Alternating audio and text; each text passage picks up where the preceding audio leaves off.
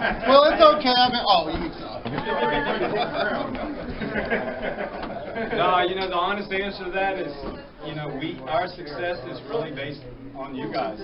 All we've ever done is just try to be good people, try to grow really good dope, and try to teach people a good lifestyle, and through that somehow we getting to the top, you know, and we like that. And then the other thing that we really stress, and we're trying, everybody's seen me rant and go off on people, everybody's seen it, but you know, my big thing is to learn to grow up and not do that.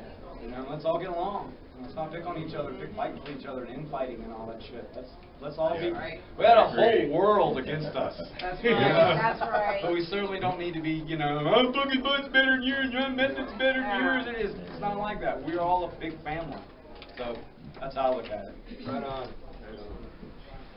Well, I'm switching over to soup soil first time, and I'd like to know some suggestions on what strains you think would be best for a first time user. Outdoor, seeds, indoor. Outdoor, indoor. Indoor. So this is my first question. I always ask when someone asks me this question, and it would be, "What's your favorite flavor?" Because that's how we designed our company. We designed our company on me making strains that I wanted. So the original goal, you might not even know this, I think you might, was to make Fruit Loop hash. Everybody knows I'm the hash guy.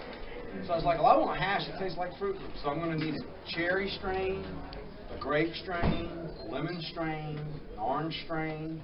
We didn't know we'd find a fucking watermelon strain. That was just crazy ass luck. And then we found a banana strain. I don't know if y'all know that in the cleaner, about 20% of the time, a banana flavored Pinot. And so our original breeding efforts were based, we didn't have science labs, we didn't have test data, we didn't know any of that stuff. So we basically bred to make things we wanted to taste. Because we would have two kinds of pot on the tray, and we would mix them together in a joint and go, this fucking tastes good. Why don't we do this genetically? So the first strains we created, Jelly Bean, Jack the Ripper, Quirkle and stuff, those strains were designed for a purpose. And that was to taste like a certain thing. Quirkle tastes like grapes. Jelly Beans tastes like armsicles. Jack the Ripper tastes like margaritas or lemons or limes.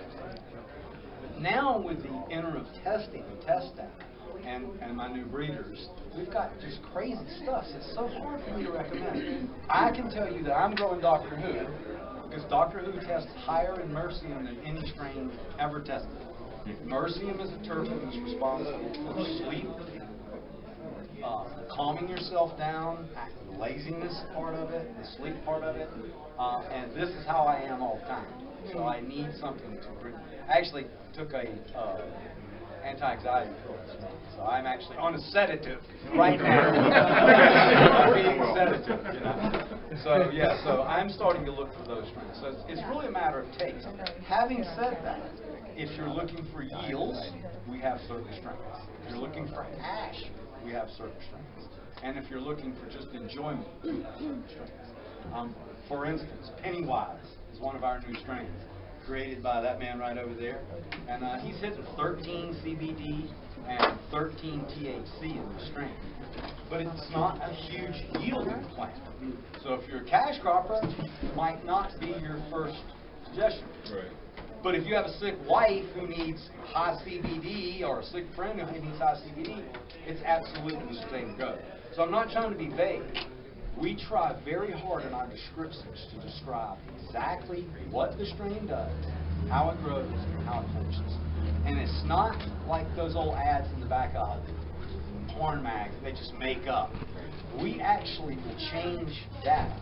Like if I have it as a 70-30 sativa indica, and a bunch of people send me emails and messages and say, Sub, I think you're off on this one. You know, I've grown this plant 4 or 5 times, and he'll give me input, or he'll give me input, or she'll give me input, and we'll change it. We'll say, you know what, because there's no test meter to determine sativa indica.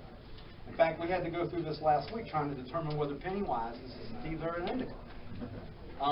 Technically, by its drug trait, it is an indica because it has 15 CBDs, you know? So you would think it is. But so I spent 6 hours reading to find out that there are high CB sativas and high CB indicas. By the way, I still have it on a fucking stand, and I'm still working on wrapping my head around it. But so we are basically giving you our opinion on sativa indica, but we always are adjusting even the flavors. Like I remember not too long ago, somebody kept telling me one of my strains, he kept tasting apple in it. So we added that to the description. I didn't taste that. Indoors, you know, I would grow Time Wreck right now. That's what we're growing indoors for sales in California. We get $3,500 a pound for our Time Wreck, and then we're getting about a 15% return on hash off of a shake. All of the hash makers are pretty much blown away by that. So you're getting all this bud that doesn't need to be supported by cages and stakes. It's easy to trim. And then you're getting mounds of what we call resin taco leaves that are folded in on each other, and the resin glands are actually touching, to make all this amazing hash cream. So I think it's probably the best production strain. But there's so many of them. No, I know. I've looked down for weeks straight. We ran Tiny Bomb for 2 years. Me and her just ran Tiny Bomb for 2 years, and we love it, and we think it's a really great hash plant. But as I've gotten older, it's a little too racy for me. So we still keep it, we still have it, but it's no longer one of our mainline strains. I'm hoping to find a purple Doctor Who that's really heavy in mercium, keep it, and we're going to buy one of those magic butter machines, and I'm going to quit spending $20 a day on medibles. Because I got to, as my buddy will tell you, I got a medible habit like a crackhead. Because I really do. And we don't have time always to make medibles. And my personal laboratory is a lot of sativas. So if you make medicine for my grow garden, probably going to have an anxiety attack. In terms of making hash, I've never done it before. When you take the sugar trim, are you supposed to do it when it's as fresh as possible, and do some people freeze it or something? What kind of hash are you talking about? Bubble, probably bubble. The best thing to do would be freeze it after a day of cutting all your trim. Okay, Cut your trim fresh off of your plant. Like right when Mr. Splitter was doing it, you want to cut all your sugar leaves and keep that separate. keep it separate. Wait about a day for the trichomes to start to get agitated a little bit, and then freeze Also, it. leave it out for a day first. I call it reducing.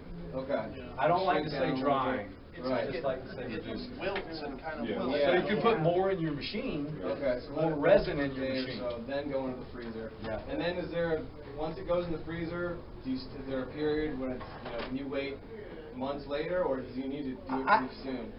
Go ahead. No, I actually haven't ever waited that long. And that's where I used to be, okay? So I moved to Cali. Our numbers where we live are staggering. And I can have 6 pounds of pot, and our collective can have close to 100 pounds of weed legally. Ridiculous.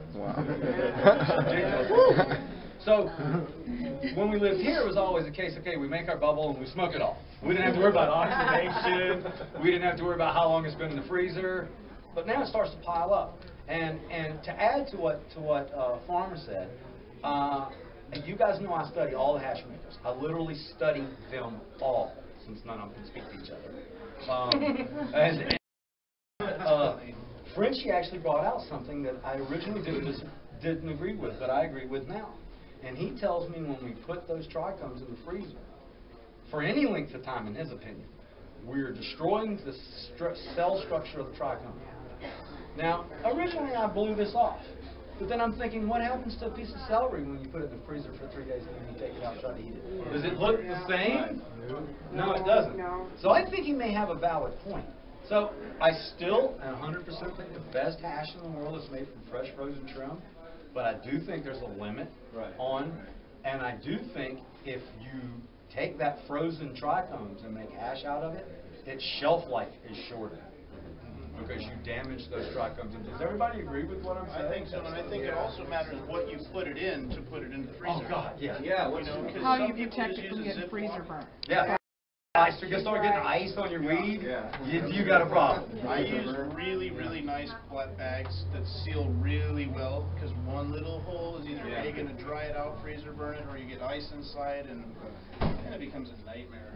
And the other thing you could do is pop a little nitrogen in there. I mean, if you're going to store for a long time. But his answer was the best one because Fresh. in the old days we Fresh is used to better. just put it in there and it would stay in there for a week, and then we would make our ash, and then we would smoke it all. And then we'd be looking at the refrigerator and go, oh yeah, we got some more, oh look at it, it's more. And this is just kind of a repeat process. But I mean, the harvest we have now, like we'll make over 100 grams of hash.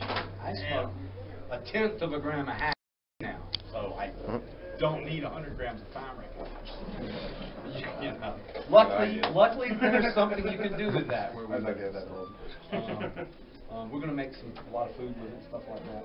Now, if you don't mind me asking for shatter, Yes. you do. Anytime I'm doing a solvent extraction, I like my trim never frozen, just dry it out as much as possible, but also as fresh as possible. I like to get it probably about 10 days after the plant's been cut down.